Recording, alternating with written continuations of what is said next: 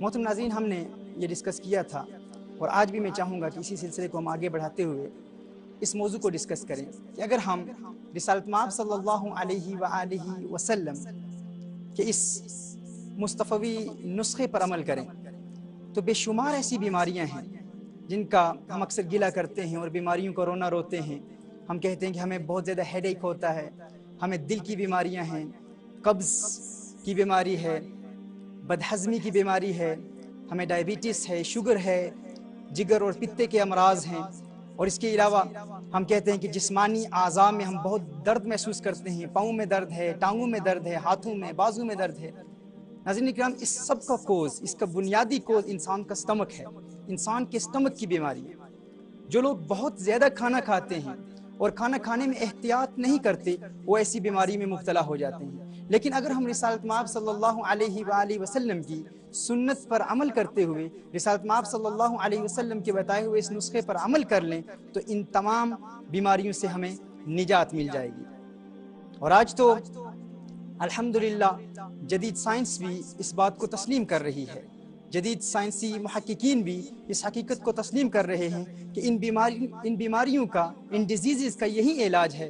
جسے آج سے 1500 سال پہلے اللہ کے حبیب اور تمام طبیبوں کے طبیب صلی اللہ علیہ وآلہ وسلم نے طیبہ کے شفا خانوں میں بیان کر دیا تھا. لیکن یہ ہماری بدقسمتی ہے ناظرین کرام کہ آج اغیار جو اسلام کے قوانین کو نہیں مانتے، اسلامی تعلیمات کو نہیں مانتے، جو اسلام نہیں لائے، مسلمان نہیں ہوئے، لیکن وہ رسالت مآب صلی اللہ علیہ وآلہ وسلم کی ان تعلیمات پر عمل کرتے ہوئے جسمانی فزیکل بیماریوں سے شفا حاصل کر لیتے ہیں اور مسلمان اس سے محروم ہے. یہ مرحلہ بھی میری حیرتوں نے دیکھ لیا کہ بہار میرے لیے تھی اور میں تہی دامن. یہ سب کچھ رسالت مآب صلی اللہ علیہ وآلہ وسلم نے ہمارے لیے بیان فرمایا تھا، لیکن آج ہم ان سے محروم ہیں. لیکن ناظرین کرام، میں چاہوں گا کہ آج ہم یہ بھی ارادہ کر لیں کہ انشاءاللہ تعالی اس نسخے پر ہم عمل کریں گے. اگر آج ہم یہ انٹینشن بنا لیں اور بنیادی طور پر اگر ہم ان 4 بنیادی نسخوں پر عمل کریں، ان 4 باتوں پر، تو انشاءاللہ تعالی بے شمار ایسی بیماریاں ہیں جن سے ہم بچ جائیں گے. وہ 4 بنیادی باتیں کیا ہیں؟ نمبر 1، جب تک ہمیں بھوک نہ لگے اس وقت تک ہم نے کھانا نہیں کھانا. سب سے پہلی بنیادی بات یہ آپ لکھ لیں، یہ 4 باتیں ہیں. انشاءاللہ تعالی اگر اس پر عمل کریں گے تو بے شمار ایسے امراض ہیں جن سے شفا حاصل کرنے کے لیے ہم ڈاکٹرز کے پاس جاتے ہیں، ہاسپٹلز میں جاتے ہیں اور کثیر رقم خرچ کرتے ہیں. لیکن اگر ہم ان 4 نسخوں پر عمل کر لیں تو انشاءاللہ تعالی مستقل طور پر ہمیں شفا مل جائے گی. پہلی چیز، جب تک ہمیں بھوک نہ لگے اس وقت تک ہم نے کھانا نہیں کھانا. جس طرح ہمارے ہاں، ہمارے معاشرے میں، ہماری سوسائٹی میں یہ عادت ہے، جہاں ہم جاتے ہیں اگر کھانے کا وقت نہیں ہے، کہیں آئس کریم کھا لی، کہیں چاکلیٹ کھا لی، بسکٹس کھا لیے، کباب، سموسے، پکوڑے اور یہ تلی ہوئی چیزیں ہم اکثر کھاتے رہتے ہیں. لیکن اگر ہم یہ عادت بنا لیں کہ جب تک بھوک نہیں لگے گی اس وقت تک ہم نے کھانا نہیں کھانا، یہ پہلا پوائنٹ ہے، اس کو آپ لکھ لیں. نمبر 2، جب کھانا کھائیں تو پیٹ بھرنے سے قبل اپنے ہاتھ روک لیں. یعنی جب ہمارا پیٹ بھر جائے اس وقت کھانا موقوف نہیں کرنا. یعنی جب پیٹ میں کچھ کھانا کھانے کی گنجائش باقی ہو اس سے قبل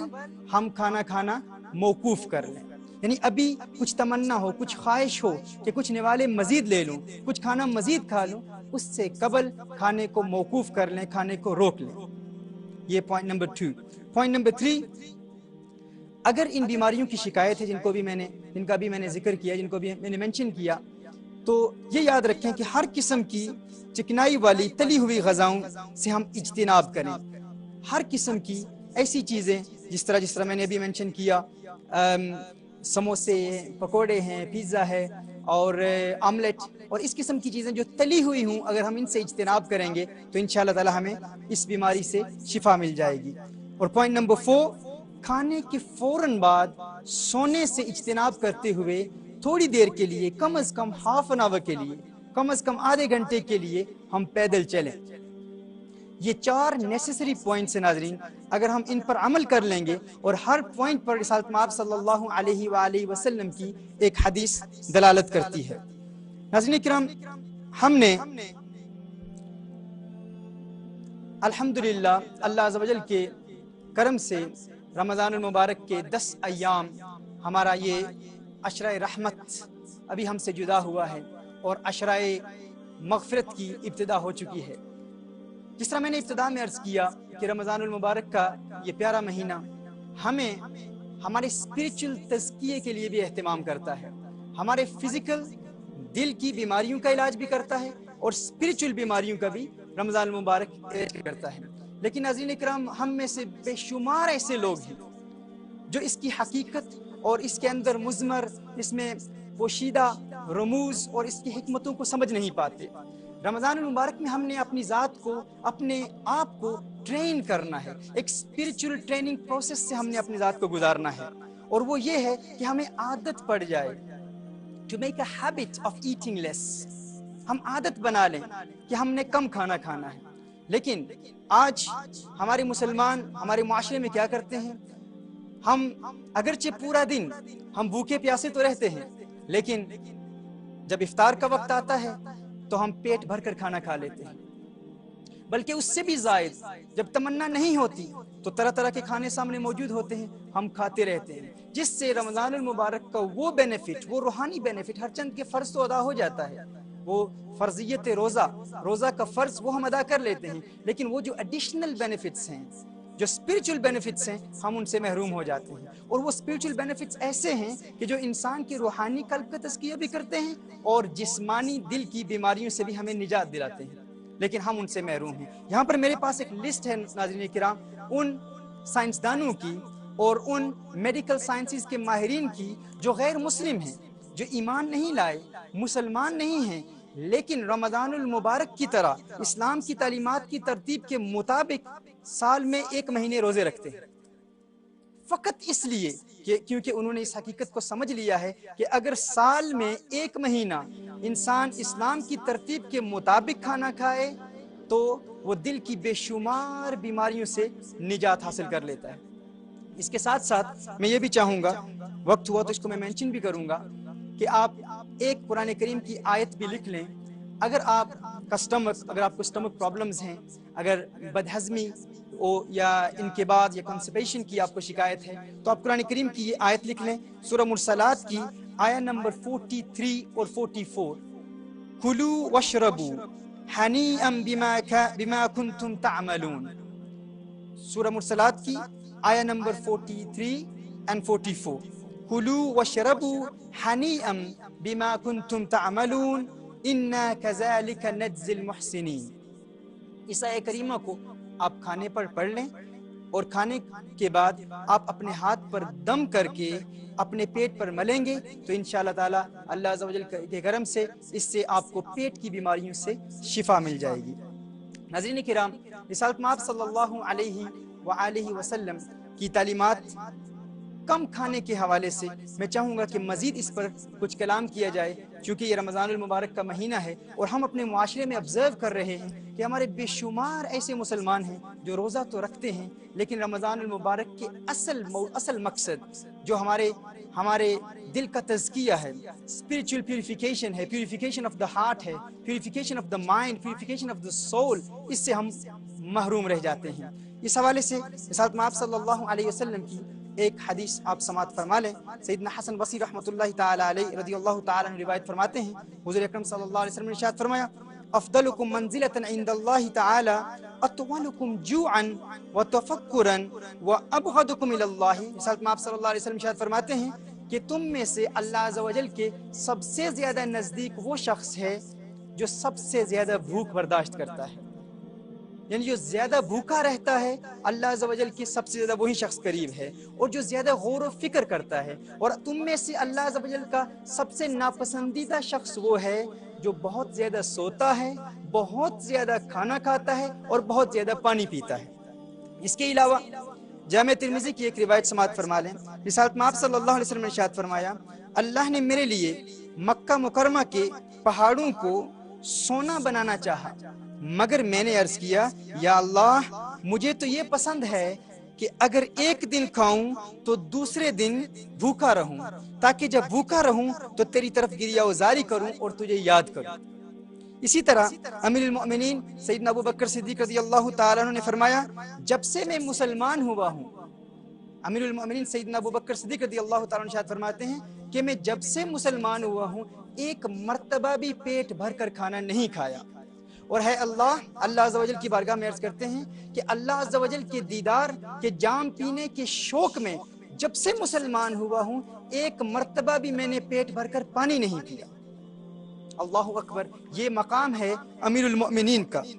ناظرین کرام، الجامع الصغیر کی یہ روایت بھی سماعت فرما لیں کہ جب انسان بھوکا پیاسا رہنے کا عادی ہو جاتا ہے تو اسے روٹی کا احترام اس کے دل میں پیدا ہوتا ہے، کھانے کا احترام پیدا ہوتا ہے، اور وہ کبھی بھی کھانے کی توہین نہیں کرتا، روٹی کی توہین نہیں کرتا۔ میرے آقا صلی اللہ علیہ وسلم نے ارشاد فرمایا کہ روٹی کا احترام کرو کہ وہ آسمان و زمین کی برکات سے ہے، اور جو شخص دسترخوان سے گری ہوئی روٹی کو کھائے گا اس کی مغفرت ہو جائے گی۔ یہ میرے آقا صلی اللہ علیہ وسلم کا فرمان عالی شان ہے کہ یہ جو روٹی کے چھوٹے چھوٹے ٹکڑے ہم دیکھتے ہیں کہ ہم دسترخوان پر بکھرے ہوئے ہوتے ہیں، روٹی کے ٹکڑے دانے پڑے ہوتے ہیں، چاول کے دانے پڑے ہوتے ہیں، جو شخص ان کو اٹھا کر کھا لیتا ہے اللہ عز و جل اس کی مغفرت فرما دیتا ہے۔ یعنی جو شخص بھوک اور پیاس کا عادی بن جائے گا اسے روٹی کا احترام ہوگا، اسے کھانے کا احترام ہوگا۔ اسی طرح رسالت مآب صلی اللہ علیہ وسلم کے صحابی سیدنا عبداللہ ابن عمر رضی اللہ تعالیٰ عنہما کی یہ روایت سماعت فرما لیں۔ سیدنا عبداللہ ابن عمر رضی اللہ تعالیٰ عنہ نے زمین پر روٹی کا ایک ٹکڑا دیکھا اور اپنے غلام کو حکم فرمایا کہ اسے اٹھا لے اور کہیں پاک جگہ پر رکھ دے، صاف کر کے رکھ دے۔ اس غلام نے اٹھا لیا۔ شام افطار کے وقت سیدنا عبداللہ ابن عمر رضی اللہ تعالیٰ عنہما نے ارشاد فرمایا کہ وہ روٹی کا ٹکڑا کہاں ہے؟ تو غلام نے کہا وہ میں نے کھا لیا ہے۔ حضرت عبداللہ ابن عمر رضی اللہ تعالیٰ عنہ نے ارشاد فرمایا کہ تو آزاد ہے۔ اس نے پوچھا کہ مجھے آزاد کیوں فرما رہے ہیں؟ تو سیدنا عبداللہ ابن عمر رضی اللہ تعالیٰ عنہ نے ارشاد فرمایا کہ میں نے حضور اکرم صلی اللہ علیہ وسلم کی یہ حدیث سنی ہے کہ جو شخص دسترخوان سے کھانا اٹھائے، دسترخوان سے جو شخص کھانے کے ٹکڑے یا روٹی کے ٹکڑے اٹھا کر کھا لے وہ شخص مغفور ہو جاتا ہے، اس کی مغفرت ہو جاتی ہے، اور فرمایا تیری تو مغفرت ہو چکی ہے، تو تو مغفرت کا حقدار ہے، تجھے میں اپنا غلام کیسے بنا سکتا ہوں، لہٰذا جا تو آزاد ہے۔